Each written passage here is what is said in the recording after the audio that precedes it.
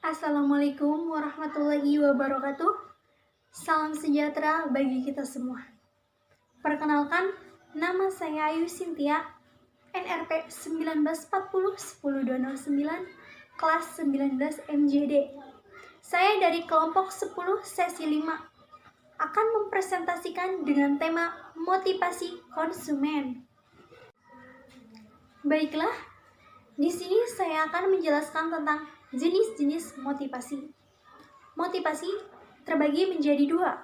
Yang pertama, motivasi rasional, dan yang kedua, motivasi emosional. Yang pertama, motivasi rasional. Motivasi rasional adalah pembelian yang didasarkan pada kenyataan-kenyataan yang ditunjukkan oleh produk kepada konsumen dan merupakan atribut produk yang fungsional serta objektif keadaannya. Misalnya, kualitas produk, harga produk, ketersediaan barang, efisiensi kegunaan barang tersebut dapat diterima. Yang kedua, motivasi emosional. Motivasi emosional berkaitan dengan perasaan, keadaan yang ditangkap oleh panca indera. Misalnya, dengan memiliki suatu barang tertentu dapat meningkatkan status sosialnya. Peranan merek menjadikan pembeli menunjukkan status ekonominya. Pada umumnya bersifat subjektif dan simbolik. Pada saat seseorang akan membeli barang tersebut, tentunya akan dipengaruhi oleh kedua jenis motivasi, yaitu motivasi rasional dan motivasi emosional. Selanjutnya, saya akan menjelaskan tentang proses motivasi. Motivasi bisa muncul jika seseorang merasakan adanya kebutuhan dengan suatu barang tersebut dan memperoleh manfaat dari barang tersebut. Dua jenis manfaat yang akan diperoleh dengan adanya pemenuhan kebutuhan. Yang pertama, manfaat utilitarian, dan yang kedua, manfaat hedonis atau pengalaman. Menurut Setiadi, manfaat utilitarian merupakan atribut produk fungsional yang objektif, sedangkan manfaat hedonis merupakan respon emosional, kesenangan panca indera, mimpi, dan pertimbangan estetis.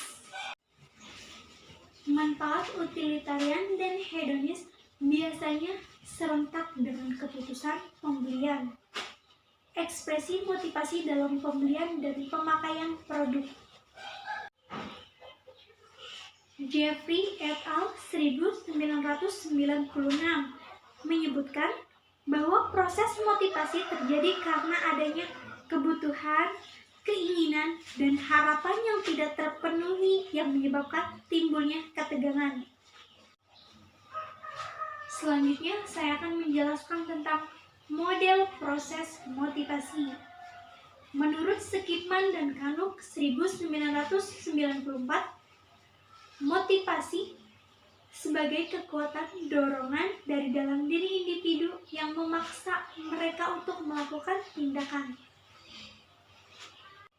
Kekuatan dorongan tersebut dihasilkan dari suatu tindakan yang diakibatkan oleh belum atau tidak terpenuhinya keinginan, kebutuhan, dan permintaan.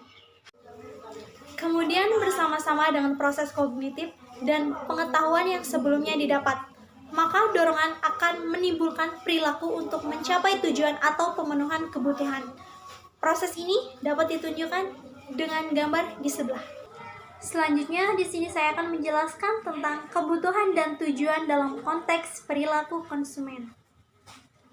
Setiadi menyatakan bahwa secara garis besar, kebutuhan konsumen dapat diklasifikasikan sebagai berikut.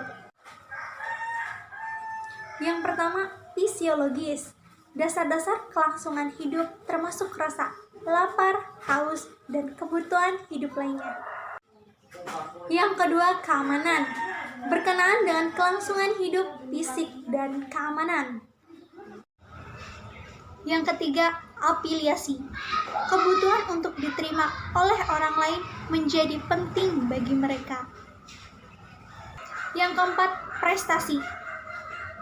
Keinginan dasar akan keberhasilan untuk memenuhi tujuan pribadi.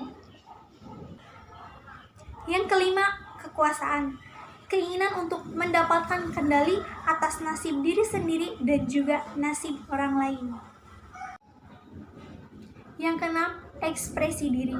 Kebutuhan untuk mengembangkan kebebasan dalam ekspresi diri dipandang penting oleh orang lain. Yang ketujuh, urutan. Keinginan untuk mencapai aktualisasi diri melalui pengetahuan, pengertian, sistemisasi, dan pembangunan sistem lain. Yang kedelapan, pencarian variasi. Pemeliharaan tingkat kegairahan fisiologis dan stimulasi yang dipilih yang kerap diekspresikan sebagai pencarian variasi. Selanjutnya, saya akan menjelaskan tentang kebutuhan yang dirasakan konsumen. Menurut Ujang Sumarwan, kebutuhan yang dirasakan konsumen atau feel needs bisa berasal dari fisiologis atau biologis innate needs. Misalnya, kebutuhan akan makanan, air, udara, pakaian, rumah, atau lingkungan. Kebutuhan tersebut disebut kebutuhan primer. Sedangkan kebutuhan sekunder atau kebutuhan yang diciptakan adalah kebutuhan yang muncul sebagai reaksi konsumen terhadap lingkungan dan budayanya. Kebutuhan meliputi self-esteem, prestige, affection, dan power. Kebutuhan konsumen atau feel needs dibedakan berdasarkan kepada manfaat yang diharapkan dari pembelian dan penggunaan produk. Sekian presentasi yang saya sampaikan. Mohon maaf bila ada kesalahan. Semoga bermanfaat. Wabillahi taufiq wal hidayah. Wassalamualaikum warahmatullahi wabarakatuh.